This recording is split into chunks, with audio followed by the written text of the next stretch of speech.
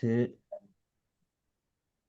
Hello and welcome back to What Aged Well. And this week we are joined by Mary Hollingsworth, who has recently published a book on Catherine de Medici, which we are of course going to talk about today. And I want to begin with Catherine's immediate family because they are quite famous, of course, the Medicis, and they are worth an entire podcast just about the Medicis as well. But let's talk about by the time slightly before Catherine's birth, and let's talk about like I said, they were quite famous, of course, all the from the Lorenzo the Medici and the Magnificent.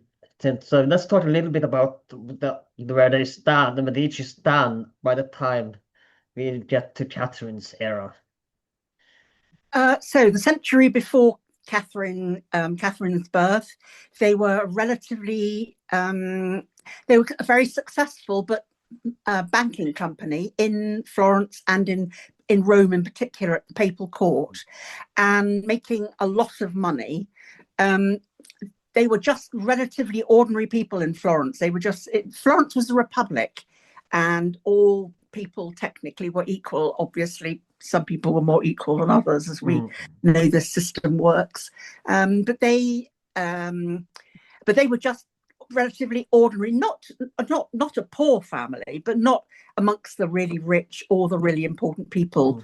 And over the course of the next century, they acquired political power mainly by buying it, successfully using the wealth that their bank had created to buy to set up a party effectively within the Republic, which was illegal. So nothing changed in the last 300 years or so, in other words. No, nothing. And they had seized power by the time, and they had lost it, and they had seized it back again and lost it again by the time Catherine was born. They were very fortunate that Lorenzo de Medici, who you mentioned in your introduction, Lorenzo the Magnificent, he had managed, using his bank and using the promise of the backing of the bank, to make an ally of Pope Innocent VIII, who's a Genoese pope and not a particularly well-known figure from not a particularly well-known family. And the Medici were very clever, or Lorenzo was very clever, and engineered, not only by agreeing that he would lend money, and the return that the Pope had to the Pope's side of the bargain was that he would give Lorenzo de Medici's daughter in marriage. He would marry his son to Lorenzo de Medici's daughter, and also the son, Lorenzo's second son, would receive a cardinal's hat. And then in 1513, amazingly, he was elected Pope. So this was Leo X. And from that point onwards, the popes, you had not only the Medici money, but they had their own. They had the access to the huge funds of the papacy, and they effectively bought the Medici into royalty and married them into the aristocracy and the royalty, French royalty. Does that? Yeah. Now, what about Catherine's family? And because, from my understanding, she kind of grows up in a bit of an orphanage, from my recollection. So how does she end up there? And let's talk about Catherine's upbringing as well. Okay, so Catherine's father was Lorenzo the Magnificent's grandson, who very inconveniently or confusingly is called Lorenzo as well. Basically, the eldest son was alternately Lorenzo Piero. That's just people do that nowadays as well. And so and Leo X, Pope Leo X, at some urging from the Catherine's father, had made Catherine's father Duke of Urbino largely by kicking out the rightful Duke of Urbino from Urbino and conquering the state. But so Leo X wanted an alliance. Sorry, I'm jumping the gun a bit. Leo X wanted an alliance with the Medici, with the papacy in Rome, specifically to increase their influence in Italy. And so he Francis I, King of France, offered the Pope a French princess, one of his sort of distant cousins, a royal princess, as wife to Lorenzo, the Duke of Urbino.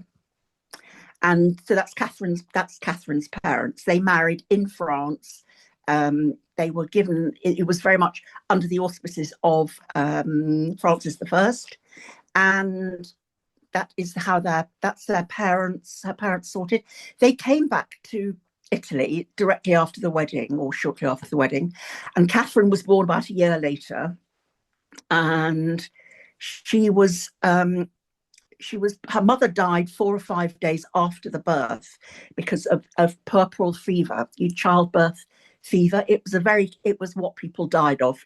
Women died of in large numbers in the Middle Ages and in the Renaissance. But her father, Lorenzo, Duke of Urbino, also died before the end, within 2 weeks, of not of puerperal fever, but of probably syphilis. But it could have been tuberculosis. I mean, it's always very tricky knowing exactly. I mean, obviously, people were talking of, there were reasons for people being rude about about what whether he died of something nice or nasty. Probably tuberculosis, because Catherine certainly didn't have any signs of syphilis. And so basically she was brought up initially briefly by her grandmother, who was a Roman baron, daughter of a Roman baron. So she was brought up partially a little at the beginning in Rome, and then in the meantime, Leo X died. Then there was another pope, and then Leo X's cousin, Clement VII, took control of Florence. Became elected papacy, and he also took control of Florence. But he got kicked out, and this is the point at which Catherine goes into the nunnery, and she goes into the nunnery to keep her safe from marauding troops. Sorry, do you need me? Yeah, no, So is this the famous Pope that supposedly met Martin Luther that in Clement VII, or am I thinking of another one? No. He went. Yeah. He went. Martin Luther was in Rome when Clement was Pope. Yeah. Yeah.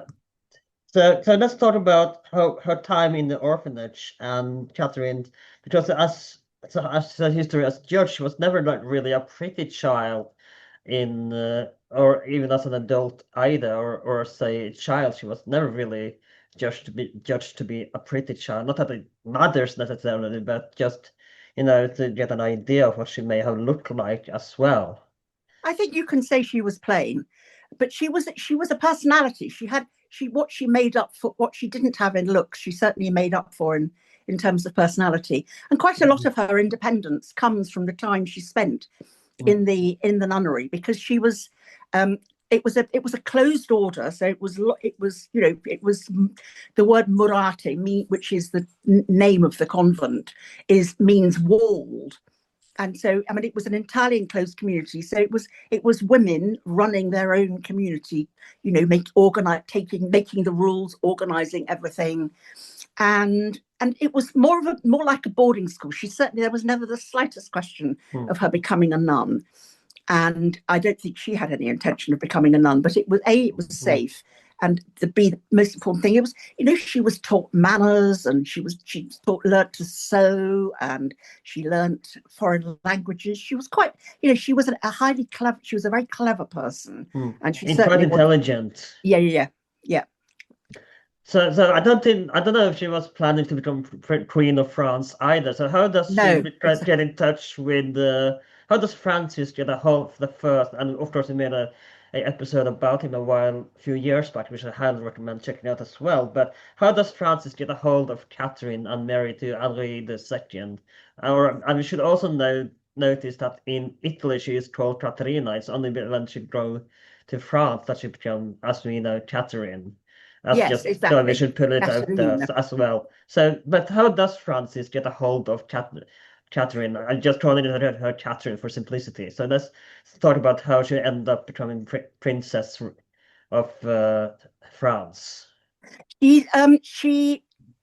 Francis, the alliance with Clement Francis I's alliance with Leo X ended when Leo X died very suddenly, quite young.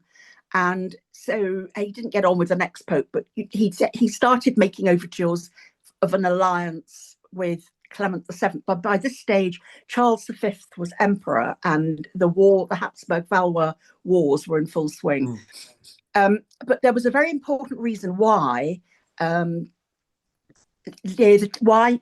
Francis I wanted Catherine to be married to a French prince, preferably, and that is because she had become, as an only child and as the only heir of her father, she had become quite a wealthy landowner, and she owned large parts of central France, not rich agricultural land, but the area around Clermont-Ferrand was her own, in her own name. And there's no way that Francis was prepared to let that land be owned by, for example, somebody like Charles V. You can see he would have. So the important point was that she wasn't the sort of person he wanted as princess, as Dauphine, as the future queen. So he married her to his second son, who was Henry, who at that stage was the Duke of Orleans. And so after her marriage, her title was Duchess of Orleans. Until 1536, when the heir to the throne, the Dauphin, also confusingly called Francis, died very suddenly probably of some kind of heart problem after playing an energetic game of real tennis in the heat. I want to talk a little bit background on Henri II as well before we go into the marriage, if you don't mind, because he's had also quite a bit traumatic past of being prisoner under Charles V in exchange for Francis. You don't have to get into too much detail. We can do a future episode on Henri as well, of course, but I want to give a little bit background so the viewer might understand his character as well, because he had a bit traumatic past. Yes, he did, and I think being sent with his brother. He was with his brother. They were both made hostages for his father's good behaviour, and of course his father didn't. I mean, the moment his father was released, he completely reneged on the contract that he'd made with Charles V, which meant the boys were kept there even longer. But they weren't in prison in a kind of in a vile way, but they were locked up, and they were still without traumatic. I must imagine. I think so, and also particularly because of the kind of person he was.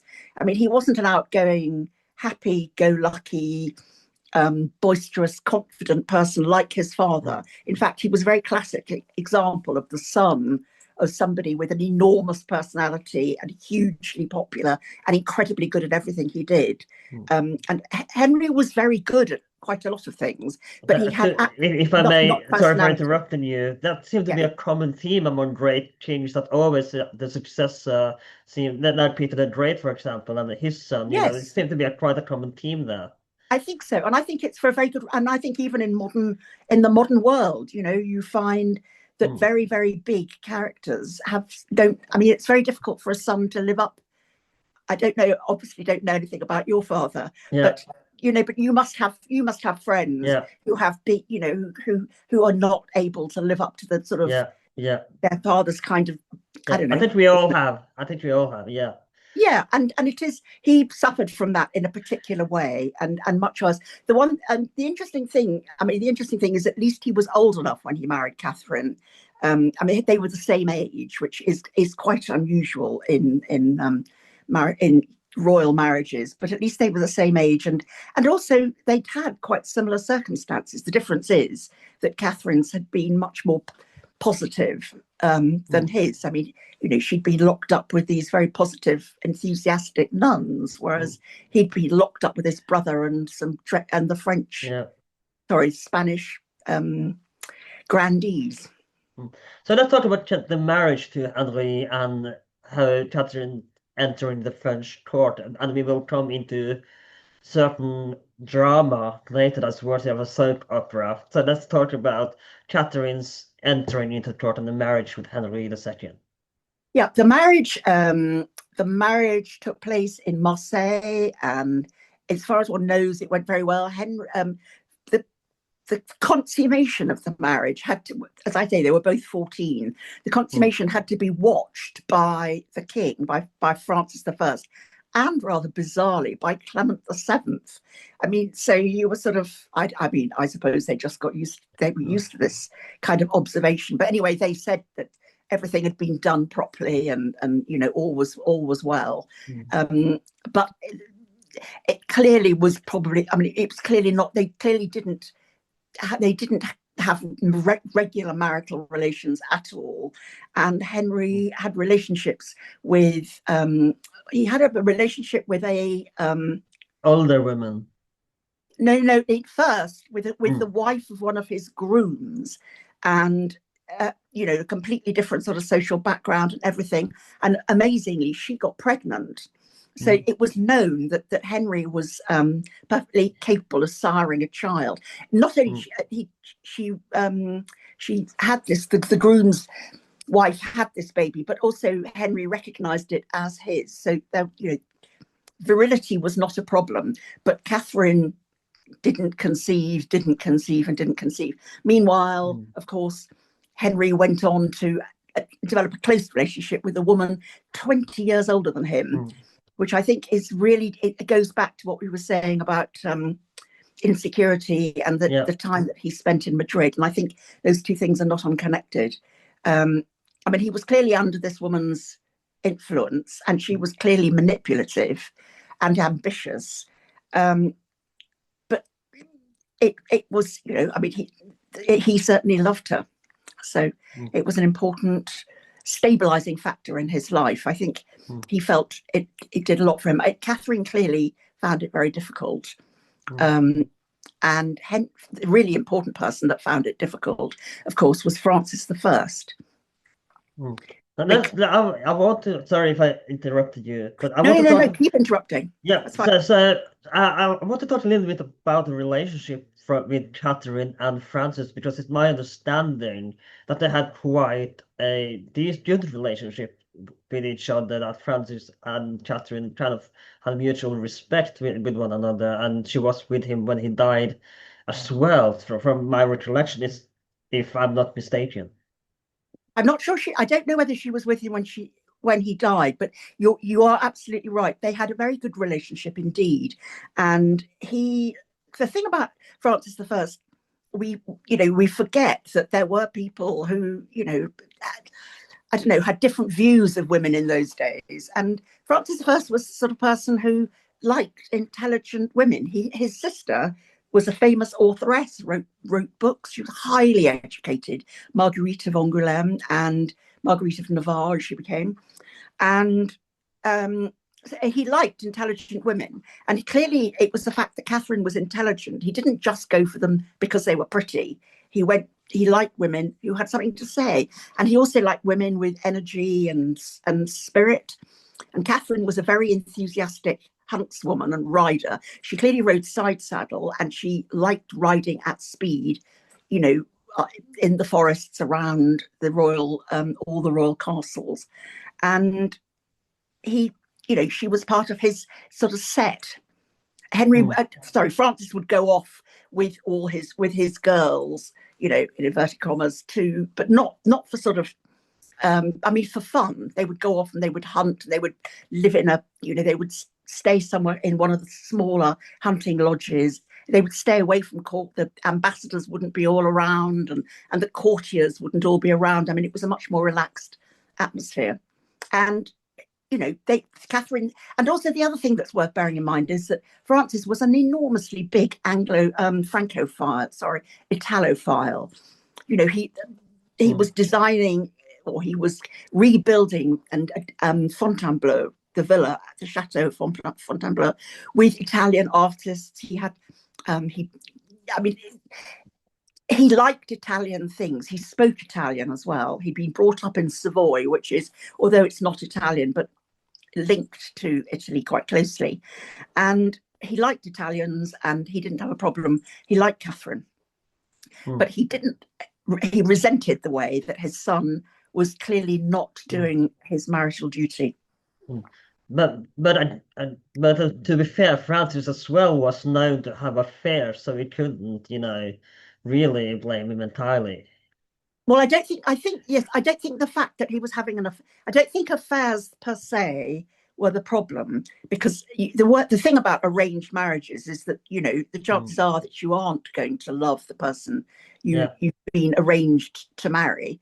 And, you know, but the point is that if you're royal, you have to produce heirs to the throne. And in France, that meant men and boys, not girls, because women couldn't inherit, no, girls could not inherit the throne in France as they could, for example, in England. I don't know about the empire, but I think that's a slightly different issue. But anyway, so it was important. It was very important that Henry had children. He could have the mistress on the side, but he had to have children with Catherine, not with his mistress.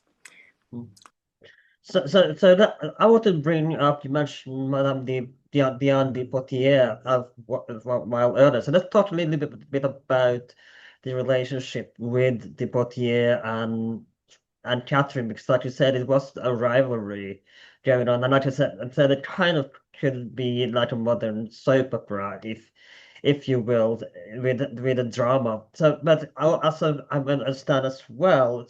Eventually she would understand that it was important for Catherine to have an heir as well. Even Poitier understood this. So let's talk about the relationship these two women had and the rivalry with Henry II as well, and his role in all of this, of course. Well, as Francis and Henry began to fall out amongst other things over Catherine, there were several other items, more political and more to do with his general behaviour at court, that the king didn't like. So they became very slowly. The courts were always split into different factions, and very slowly the factions coalesced around first the king and the other faction around Henry. Although of course it couldn't be that vocal, because of course Francis I was king. But one of the things that is interesting is the relationship between the two royal mistresses, because Francis had his own mistress. It should be said that Francis's wife, who was the wife, Queen Claude, who was Henry's mother, had long since been dead, and he had married a second time, a purely formal political marriage to Eleanor of Habsburg, who was Charles V's sister. So there was no intention on that. There was no pressure on that relationship to produce children at all, and so they were very formally king and queen and mistress. And Catherine learned, watching the way that relationship worked, and it did work, because they all three fulfilled their duties in exactly the public way, the way the public expected of them. The difficulty was that Henry wouldn't behave in the way that the public expected, or that his father expected.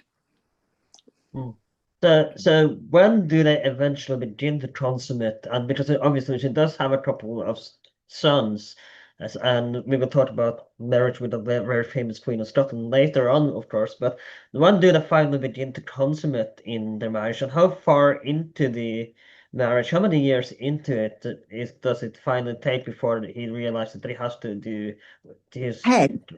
Yeah. 10 years. So they married, well, very nearly 10 years. They married in October 1533, and in June 1534, the rumours, the letters, the diplomatic correspondence is completely amazing. The rumours that but nobody at court could believe it. You'll never believe what's being said. You know, Catherine is the Dauphine is pregnant, and nobody can believe it. Is it true? I mean, who's trying to invent it? And then a cardinal writes one of his letters home to his brother, says, and now she's felt the baby kicking.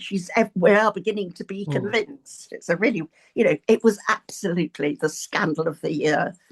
But the point is, Catherine was clearly completely not barren and not difficult. She had 10 children in all, over a period of 16 years. She had 10 children, 7 of whom survived into adulthood. That's not bad. So let's talk about these children and how one of whom, of course, would eventually end up marrying Mary. Or there was an attempt at this. I don't remember exactly, but Mary, Queen of Scots, of course, later on. So let's talk about the upbringing of these children in the French court.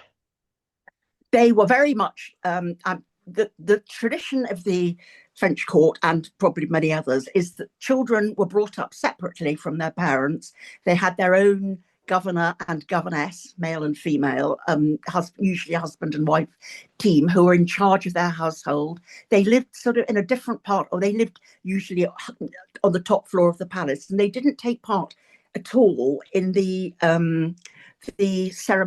court ceremonial, nor did they eat with their parents. I mean, I'm quite sure that the parents saw the children, but they didn't, by and large. They were seen, but they were not heard or seen, as opposed to modern children. And but Catherine wasn't the one in charge of looking after her children.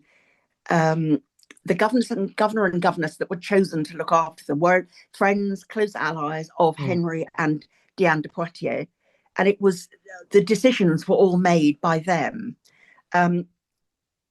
So I'm clearly the decision to have Mary Queen of Scots became Queen of Scotland when she was about 5 days old. So she was always Queen of Scotland. But aged 5, she was moved from Scotland to France and brought up as a child at the French court. She's just slightly older than that's a marvelous fan. I know. She's slightly older than Francois. But anyway, she was very much part of the court. She was one of the children being looked after by the governor and governess. So now, do forgive me if I'm jumping a little bit back and forth, but we don't have too much time, unfortunately, so we'd rather get from point A to B eventually. So I want to talk about both the death of Francis and Henry II. There is a few years apart, of course, but let's talk about, because Henry II's death was a bit of a tragic accident, you may say. So I want to talk about Francis' death first, and then maybe a little later on, of course, Henry II's death, if you don't mind. Okay, so Francis died in January, I think, or maybe it was, January 1547. Might have been, I get them terribly muddled. Henry VIII also died one of them died in January, one of them died in March. But anyway, and he had been ill. His body just gave up. He played too hard. And he'd had fun. I was quite 50. I was about 60 when he died. And didn't Leonardo da Vinci as well kind of spend his final hours with Francis? I think these are all stories. I think in royal, there is an etiquette about a royal death, which is that it has to be witnessed. So courtiers would all be there, but it would be quite rare for women to be there. And it would be very rare for anyone outside the immediate royal circle. So it would be the top echelon of courtiers would be there. But it was in France by this time, I believe, in the French court, if I remember correctly. He was in the late stages of Francis' life. He was in the French court. Yes, he definitely was. No, he definitely was. He definitely was in France. There's no question about that. Francis paid for him and gave him a house quite near Angers. And he lived out, and he died in France. He lived out his last years in France at as part of the royal court, but he just wouldn't have been in the top echelon of, it would have been people like Montmorency and well, it wouldn't have been Montmorency because he had been sacked by Francis I, but it was the sort of just the really top constable and equerries and this sort of thing, but it wouldn't have been a painter. But you are right, he was one of the Italians, one of the many Italian artists that Francis gave money to and helped. So let's talk a little bit before we go on to Catherine becoming regent, which I'm sure that most people are excited about hearing about in this episode. But let's talk a little bit about Henri II as King of France in the brief reign that he would rule under the king before the tragic accident that ended his life. Yes, Henry. There was many things about Henry to be. He was decisive. The first thing he did was to get rid of every single member of his father's court. He literally sacked the lot and took on a whole new group of people, including Montmorency, who had been exiled by Francis I, and established the Guise family as the ruling sort of the head courtiers at his court. And the first sign of that is a year after Francis died. The Guise family arranged for their niece, who was Mary Queen of Scots. Mary Queen of Scots' mother was sister to the Duke of Guise and the Cardinal of Guise, Cardinal of Lorraine, in fact. So it was a very public statement to marry, a ruling queen. And who had been married to marry their daughter. Sorry, I've made this clear. To marry their daughter, who is a queen, to become Queen of France as well, become heir to the throne, because she married Francis, who became Francis II. Yeah. Now, I want to talk a little bit as well about Diane De Poitier's influence as under Henry II as king, and of course she was getting older as well. Like you said, she was 20 years older, and of course that has that when she get older as well, like you said. But what was her influence in the French court under Henry II as a king? That was absolutely massive, because she was the one that was very much in charge of deciding who to put into place, who to give honours to, who to appoint for all positions. People had to go through, if you wanted to talk to Henry, because Henry was very unapproachable and shy and uncommunicative, but you had to do it via Diane De Poitier. And so she had a really massive position at court. She was the queen, the queen bee. I can't think of the right word. Queen in name. Sorry, queen in name, not in queen in deed, not in title. So she was kind of queen in all but name. Absolutely. So, but what about Catherine as actual queen? And again, here we come back to the rivalry between these two women as well, which is kind of a red silver lining in this episode. So let's talk a little bit about, and of course we will talk about what happened to Diane after Henry II's death in a second. But what was Catherine's influence in the French court? None, except for the fact that she was the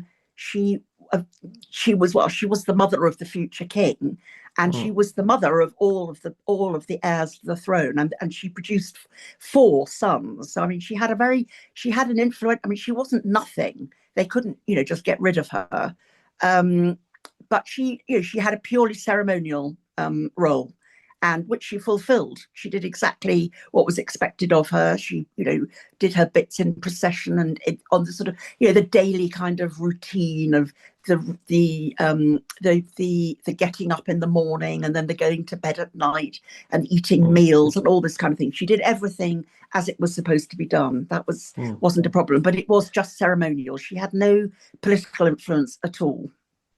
What was the worry on her side now that she has fulfilled her political duty and siring heirs to the throne, that she would be kicked out of the French court, that she would, there will be an annulment a la like Henry the Eighth in England, that she would, end up with like one of Henry II's wives. Sorry, Henry the Seventh. Sorry, Henry the Eighth.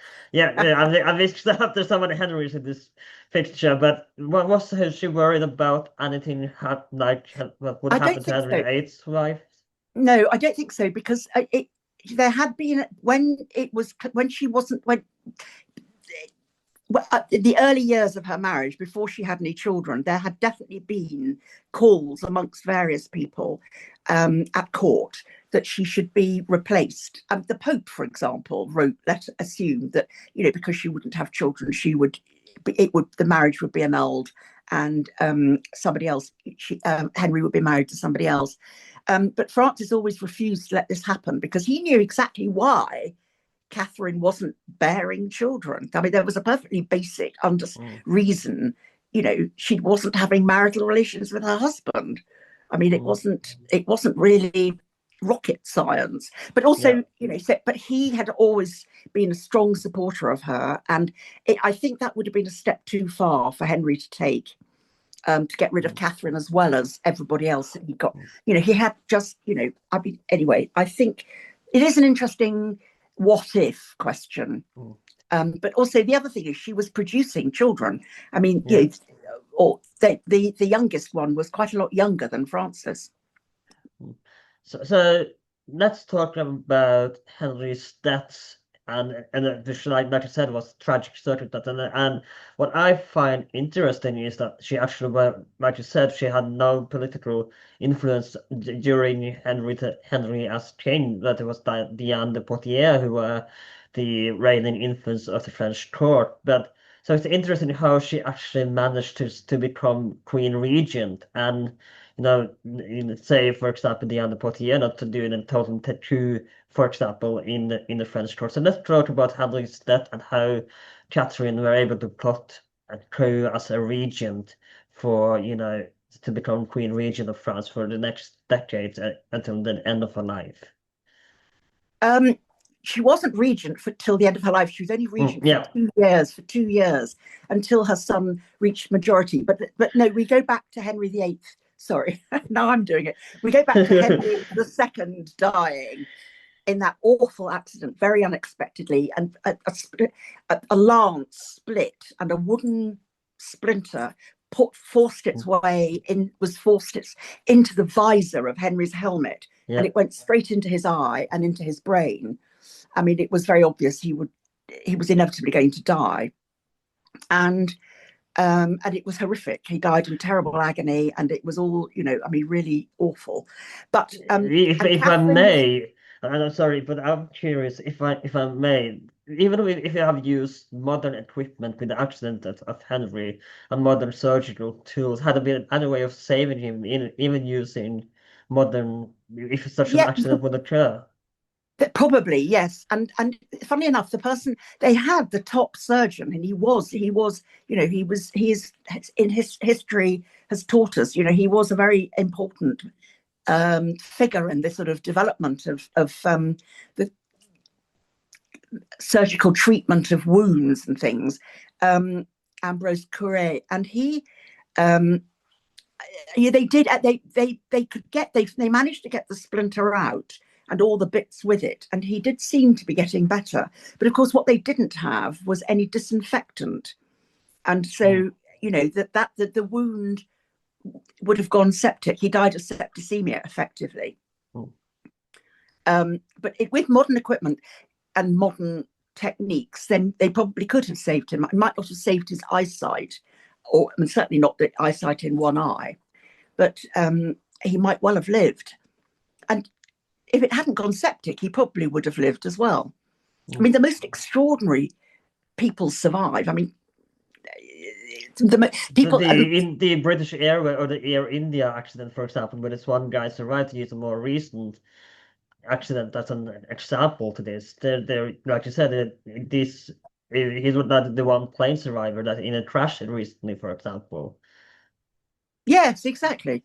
I mean, it is an extraordinary thing how and why people survive in different circumstances. And obviously, it wasn't quite the same on the jousting Mm, field, but you know, it was a tragedy, and mm, Catherine was fond of her husband, and also, you know, she was used to, I don't know, the way of life as queen. I think she was. I mean, basically, she was devastated, yeah. um, and she changed all her mottos. She wore black for the rest of her life, a bit like Queen Victoria. You know, she was, despite the fact that he was very unfaithful, he was completely unfaithful to her. Mm, She was still very fond of him, and I think she liked him as a person. You know, I think they probably, that ultimately was probably what meant that it was going to, you know, that they managed to produce any children at all, because there wasn't really very much sexual attraction on his mm, part. But anyway, the so she was devastated, and she didn't understand the royal protocol quite. I mean, she obviously, it was the first time, you know, she'd really seen. She didn't realize that there was a sort of very odd process of when a French monarch died, you had to carry on serving his food for the 40 days of mourning. I mean, there's a whole series of very peculiar things, you know, sort of all the official, all the big top officials were completely busy, taken up with looking after Henry II's body, it post, you know, his corpse. And the Guise family effectively seized power, and they seized Catherine. They had no problem with Francis, because Francis was married to their niece, Mary Queen of Scots, and he adored his uncle. These were his uncles by marriage, and he adored them. I mean, they were big, sort of, particularly the Duke of Guise. I mean, a big, you know, powerful, you know, sort of hero worship kind of chap. mm, And the Cardinal of Lorraine, it was possibly the most devious, clever person up until Richelieu. You know, I mean, a seriously impressive political mind. And Catherine was taken with her with the king and the queen, was taken into the Louvre and kept under close. I mean, you could say they were made prisoners. I mean, they weren't allowed to leave. I mean, Catherine wasn't allowed to leave. And all the edicts were issued in her name. And the Guise actually said, so that we can blame her if anything goes wrong. I mean, mm. quite a sort of odd way of saying, you know, of doing things. But Catherine observed, and also, sorry, she could also, Mm. being interrupted. Anyway, I think she had opportunities to see how the Guise family operated, and they were clever, but they were more, yeah, they were clever. Mm. And but she could also see, which possibly they couldn't, she could see how ill her son was. And Mm. long before he actually died, she must have started making plans, knowing that because the next son was only 10 years old, that somebody would have to be the regent. And she was very determined, at whatever cost, it was not going to be the Duke or the Cardinal of Guise, Mm. that they would be sidelined. Now, I know we don't have much time, so let's, because we only have the span of an hour, but I want to talk about her time as regent in power, and of course, one of the most famous things that she is known for is the religious wars going on in France during her reign, which I think she is arguably one of the most things she's most famous for, and of course, like you said earlier, the Lutheranism or Huguenots, as they were called in France, as a kind of insult on Lutheran Protestantism, where gaining popularity in France at this time, and the Catholics, of course, were, were still very reluctant to these new quote unquote faiths that were taking place in France. So let's talk about the religious war and the brutality of the religious wars as well that had happened under Catherine. Yes. Okay. So it going back to Henry II. During his reign, he had been behind the Guise brothers behind him. He had been very, very strongly anti-Protestant to the extent that he'd set up persecution chambers. That death. It was something that being a Protestant, you could be killed for it. You could be hung, drawn and quartered for being a Protestant. And he was very strictly pro-Catholic, anti-Protestant. Francis I had been much more cautious about taking sides. And Catherine clearly believed the moment she became regent, and technically she was only regent for 2.5 years. At that point, her son, Charles IX, he was the one. I mean, clearly she was influential and she was always at court, or approachably at court.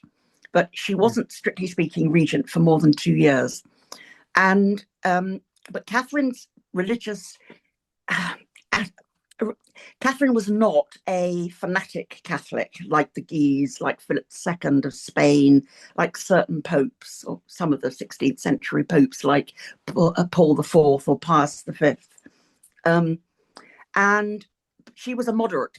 She was a moderate, and she clearly hated the way that the Catholics and Protestants could, particularly at this stage, it was the Catholics killing Protestants. I mean, any excuse.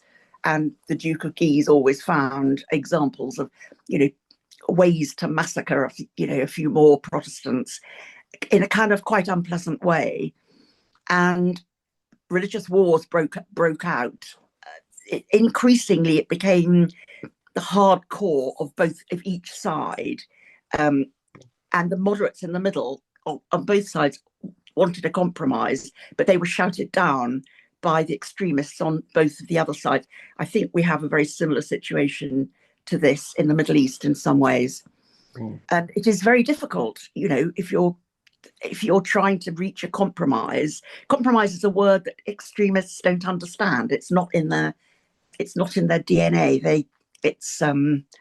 They don't compromise. They don't believe in compromise. That's the whole, that's one of their great well, I don't know whether I'd say strengths personally, but I can see that some people would say strengths.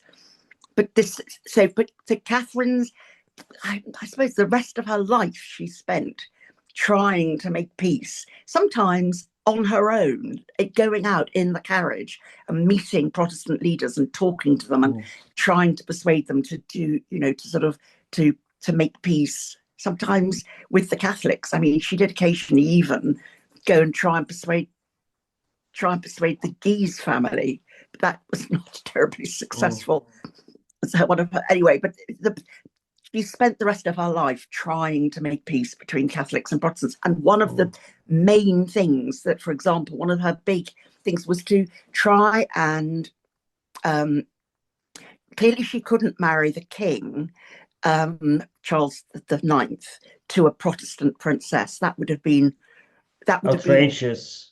Absolutely outrageous in Italy. But what she could do was marry her youngest daughter, to a Protestant prince, and which she did. And that was the reason why all the Protestants and all the Catholic nobles were in Paris on the 24th of August in 1572, when the St. Bartholomew's massacre took place.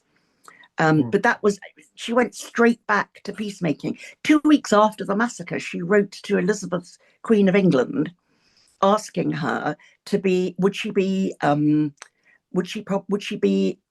godmother to the baby that hadn't been born, was still unborn heir, that would be born sort of in October 1572 to the king and his wife Elizabeth of Austria. She carried on, she carried on trying to make peace. And in the end, of course, after she died, it worked. The moderates won out. Eventually, they often do. Mm. So, sorry, excuse me. Sorry, Okay, bless you. we have to run up soon, but I want to talk a little bit about her time after she loses her regency, and what is her influence then? And because she will become a diplomat eventually, but what was her power and influence after she finishes her time as a regent? Well, I think she was the one person which her both Charles the Ninth, the first king, and then Henry the Third, both they knew they could trust her. They knew she wouldn't stab them in the back. They wouldn't. Um, they would always be behind. She would always support them. I mean, she was intensely loyal to the French crown. I mean, that was, if she'd been told to do something against that, she wouldn't. I mean, she was prepared to give up. She refused to agree to papal demands. The Pope, and she was a Catholic, she refused the Pope to do things that would in any way damage France. And she was in a position where she could have done, but she absolutely refused to. She said her sons knew that she was loyal to the crown and would be loyal to them, and she was somebody that she was regularly left in charge of the government when, particularly, Henry III was somebody he was another complicated character in a slightly different way to his father, but he was quite often absent, and he would just go away and hide and spend time on his own with his wife, who he did deeply love. And Catherine would leave Catherine in charge. And one of the things we have is that in the archives is all the letters that the royal secretaries, between Catherine and the royal secretaries, when the king was away, Catherine would be in charge of signing the letters and, and dictating what went into the letters. Even when she was ill, the secretary writes, one of the secretaries wrote, that Catherine's been so ill and she's still insisting. She had me up until 1 o'clock this morning, dictating letters from her, from her sick bed, and I'm exhausted, kind of thing. Anyway, so that's why she was so influential. Because she was always on the King's Council, a key figure in the council. So let's talk about her death and how history has perceived her afterwards, because she's known as the Serpent Queen. And where does the nickname the Serpent Queen come from? And what are people today in the 21st century, for those who may know her, how does she stand in French history from the French side so let's talk about her death and the aftermath of her death and how she's perceived in both French history and modern perception of Catherine. The image of Catherine as the Serpent Queen, and the unbelievable litany of the most extraordinary malpractices on her behalf that she's been accused of, date it literally from the year after the St. Bartholomew's Day massacre. And is it mostly Bourbon propaganda that's paid? Well, I don't think so, because it's very difficult to know. That it is thought, current scholarship thinks, that actually it was a Catholic pamphlet. It was written by a Catholic. The pamphlet was originally written by a Catholic, and then the cause of the anti-Catherine cause was definitely taken over by the Protestants, of course, who Henry of Navarre was the head Bourbon member. It's quite complicated and quite political, but that's where the origins of the Catherine as sort of the Serpent Queen start from, and it's vastly exaggerated during her lifetime, immediately after her death, and in particular with the issue of the revolution. They dug up all the graves, and that was the whole point about the revolution was anti-Catholic and it was anti-religious as well as anti-royalist. And the 18th century historians most believed in the myth of the Serpent Queen, but very slowly, 20th century, late 20th century, people have begun to look a little bit more closely at at least some of the accusations, because some of the accusations, as just patently untrue. But I'm sorry, I've missed out one little minor detail, which is that Alexandre Dumas enjoyed very much writing. She was his ultimate female baddie, and he did her reputation. I suppose it's difficult to say whether he clearly publicized her in a big way. But there are very few powerful female rulers who have not had very, very bad press. Elizabeth I probably is one of the very few. I mean, she did have bad press, but she managed to stamp it out.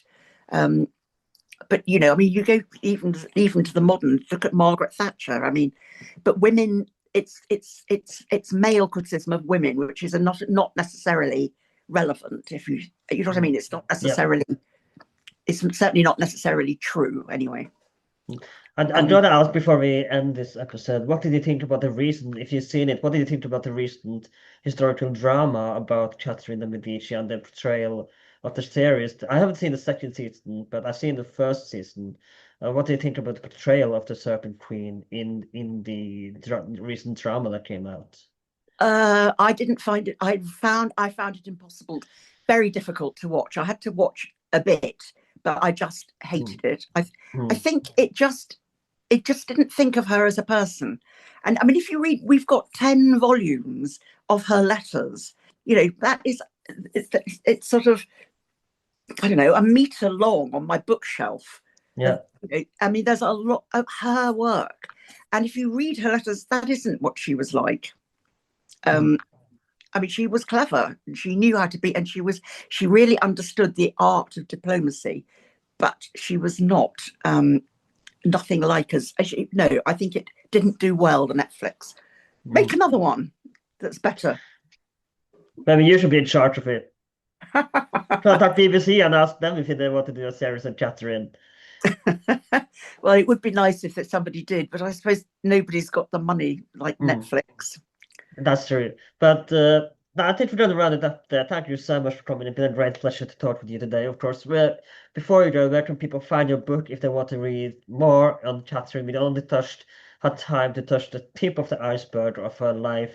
And so if you want to read more, you should definitely read her book as well. And do you have any social media you want to share, or where can people find you if they have further questions about Catherine or French, this time period in history? Do you have any other work you want to share?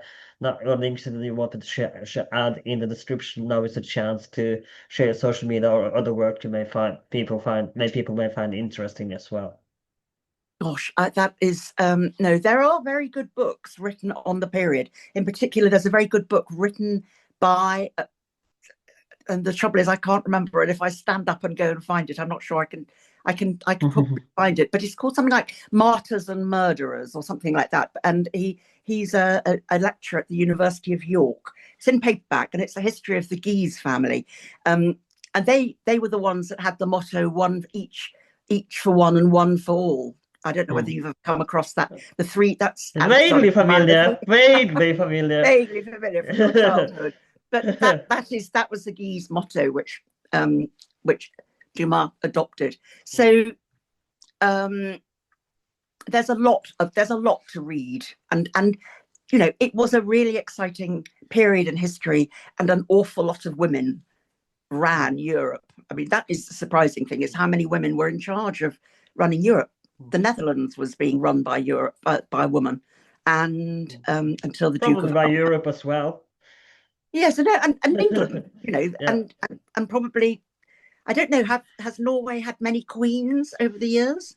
Denmark had one Queen Margrethe. That's the founder of the Kalmar Union. We haven't had too many powerful women from far as I recollect. I mean, maybe there were some in the Viking times, but like Queen Margrethe is the Danish I queen. Think, yeah.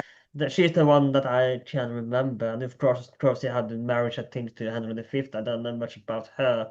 But I don't know who. I think it was Henry V that married a Norwegian queen. I think so. But there has been too many from what I remember. We have certainly not many from the current times that I can think of in the Norwegian royal family, but. There may have been some medieval queen, but Queen Margrethe, who founded the Kalmar Union, is one powerful woman that I can think of. Well, she was Danish, but kind of the same. Yes, I don't know. I certainly the Swedish. I mean, certainly that Yeah. Catherine. One of the people. Yeah, Catherine, yeah. One of the people that Catherine was. They tried to marry Catherine too. Was one of the was the King of Sweden. He was one of the suitors for her hand Yeah. a long time back in That 1533. would have been a different, interesting story, wouldn't it? Very definitely different. Mm. But then, of course, she was Catholic, and that might have been a problem. Yeah. Anyway, no, thank you. So thank you so much. I think we're gonna round it up there. It's been a great pleasure to talk with you. This has been about that age 12. We are available on Spotify, YouTube, Apple Podcast, wherever you can find podcasts today. If you are on Spotify, just give us 5 stars if you like this episode and other episodes that we have made. I hope you enjoyed this episode as well. Of course, if you're on YouTube, leave a comment, and if you have further French history from this time period that you want to cover, leave a comment and let me know if there's anything you want to specifically cover. Like I said, we did an episode a few years ago on Francis I. That is really fascinating. And I do want to cover the fields of plot of gold as well in the future because that is such a fascinating event.